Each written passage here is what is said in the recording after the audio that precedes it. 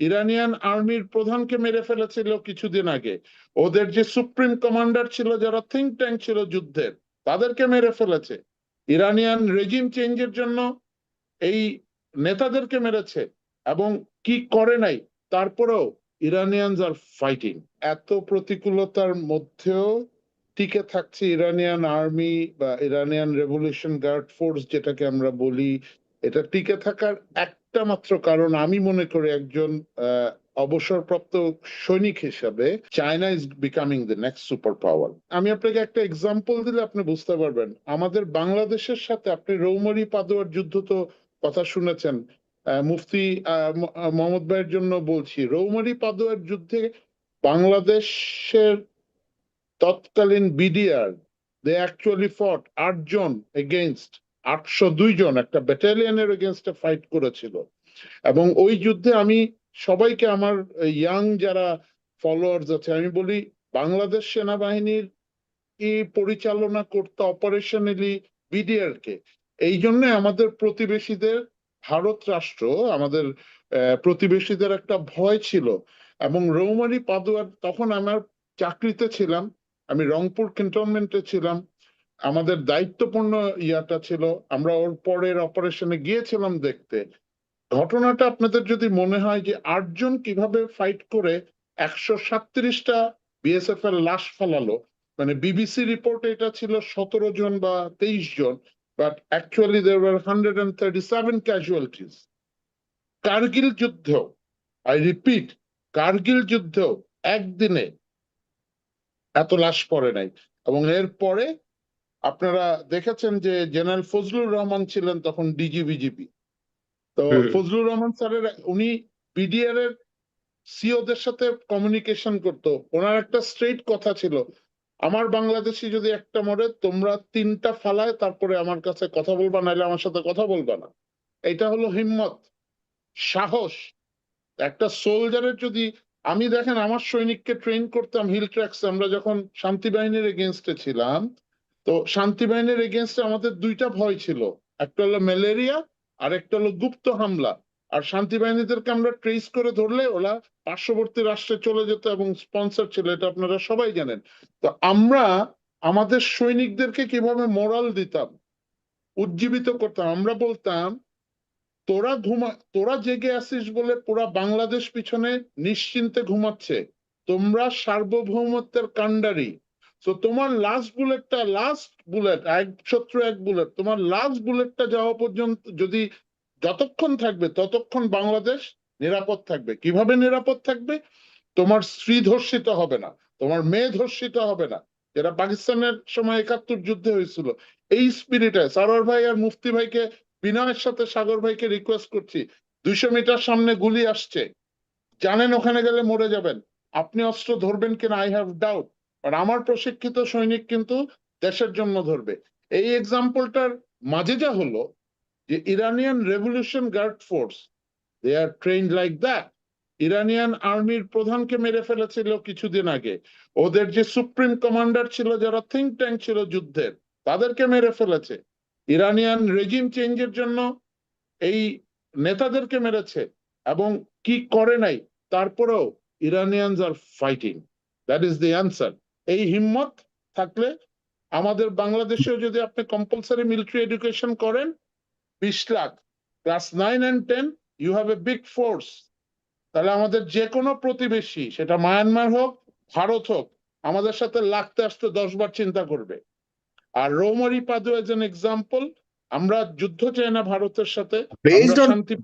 Based on that example, সাগর ভাই, আসছি আসছি, একজন দর্শক কিন্তু একজন দর্শক কিন্তু গুরুত্বপূর্ণ একটা আমাকে, প্রশ্ন করেছে, সেটার ব্যাপারে আপনি একটু দয়া করে বলবেন। যদি আমাদের আশপাশের কোনো দেশ আমাদের উপর আক্রমণ করে, আপনার জন্যই এটা প্রযোজ্য প্রশ্নটা, যদিও সরার ভাইকে করেছিল, সরার ভাই ভুলে গেছে হয়তো, আমাদের সেই সক্ষমতা বা আমাদের সেই ক্যাপাসিটি আছে কিনা আমাদের আত্মরক্ষার?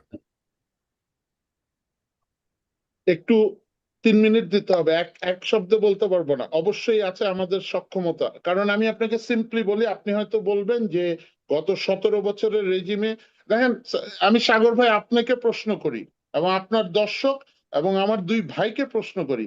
আমি সেনাবাহিনী, আমার কাজ হলো সার্বভৌমত্ব রক্ষা করা, কারেক্ট? তো আপনি কেন, রাষ্ট্র কেন আমাকে টেন্ডারিং করতে দিচ্ছে, রাষ্ট্র কেন আমাকে রাস্তা বানাতে দিচ্ছে? রাস্তা বানানোর কাজ রোডস এন্ড হাইওয়েজ এর, কারণ রোডস এন্ড হাইওয়েজ করাপশন করে বলে আপনি সেনাবাহিনীকে নিয়ে যাচ্ছেন। এক, দুই নম্বর হলো আপনি আমাকে র্যাবে নিয়ে যাচ্ছেন আনলফুল কমান্ড।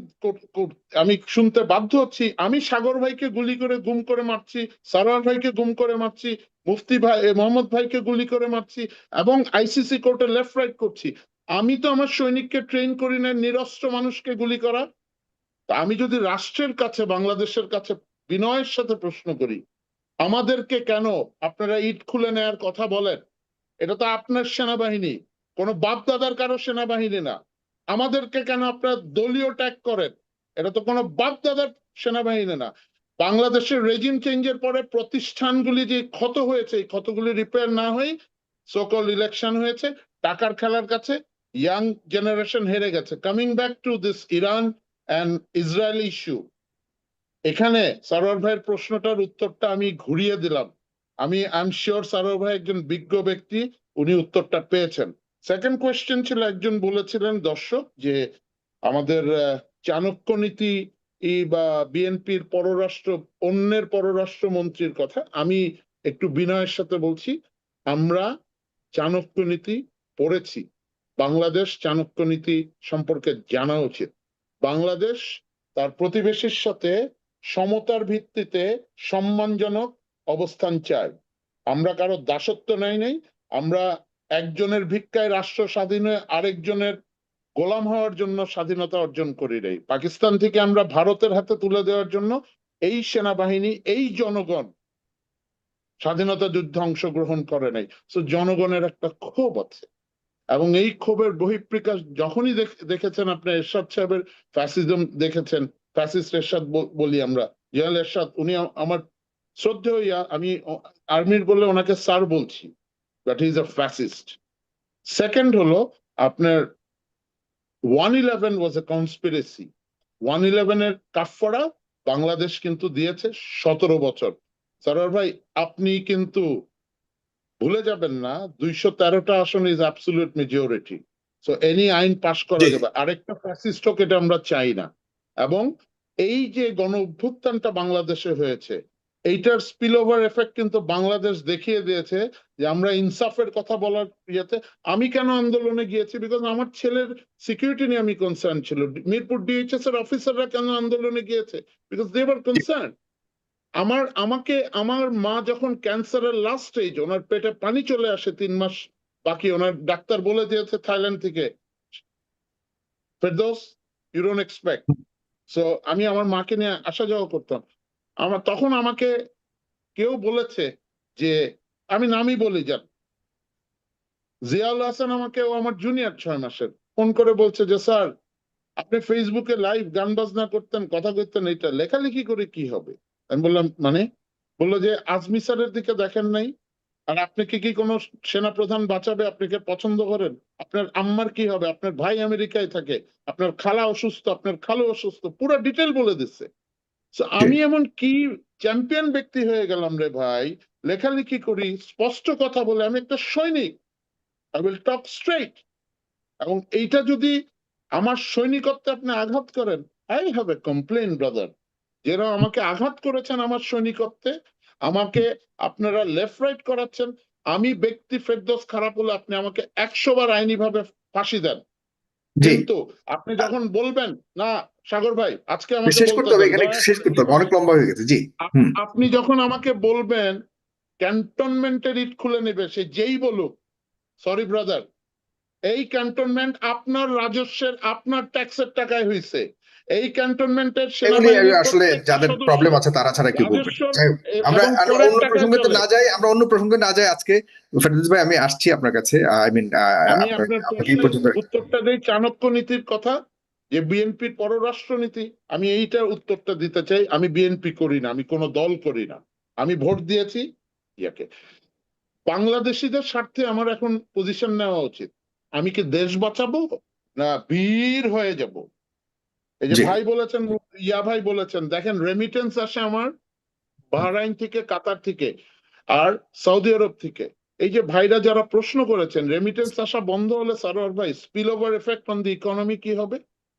হুম, আপনার রিজার্ভ কমে যাবে, আপনার ইম্পোর্ট করার ইয়া হবে না, ফুড সিকিউরিটি হবে। অলরেডি আমরা এনার্জি ক্রাইসিসে ভুগছি। সো ঠিক। আমাদের বাংলাদেশের স্বার্থে আমাদের নীতি হওয়া উচিত বাংলাদেশের অ্যাস প্রোটেক্ট করার জন্য, জি, period and simple. Third question ছিল এয়ার সুপিরিটির ব্যাপারে। ইয়েস, আমাদের এয়ার সুপিরিটিতে আমরা এয়ার ডিফেন্সে বলেন আমাদের প্রতিবেশীর তুলনায়, মায়ানমারের তুলনায়, ভারতের তুলনায় আমরা অনেক দুর্বল। তার মানে হুম, এই না যে ভারত বা মায়ানমার আমাদেরকে দখল করে আসবে। এটা উত্তরটা বিস্তারিত সময় নেই, আমি এই জন্য এতটুকু রাখছি। জি, জি, আরেকটা কোশ্চেন ছিল যে নেক্সট সুপার পাওয়ার কে। তো নেক্সট সুপার পাওয়ার আমরা জানি বুঝি, আমি হয়তো কম বুঝি ভাই। China is becoming the next super power. The Americans, যদি সারোয়ার ভাই কারেক্টলি বলেছেন, এত কিছুর পরে আমেরিকান ডলারের রিপ্লেসমেন্ট আসে নাই। He is very correct. আর লাস্ট কোয়েশ্চেন ছিল সারোয়ার ভাইয়ের, ওটা আমি উত্তর দিয়েছি যে ইরান কিভাবে টিকে থাকছে। মুফতি ভাইয়ের একটা কোয়েশ্চেন ছিল, আমি বিনয়ের সাথে ভুলে গেছি, যদি আপনি আবার বলতেন।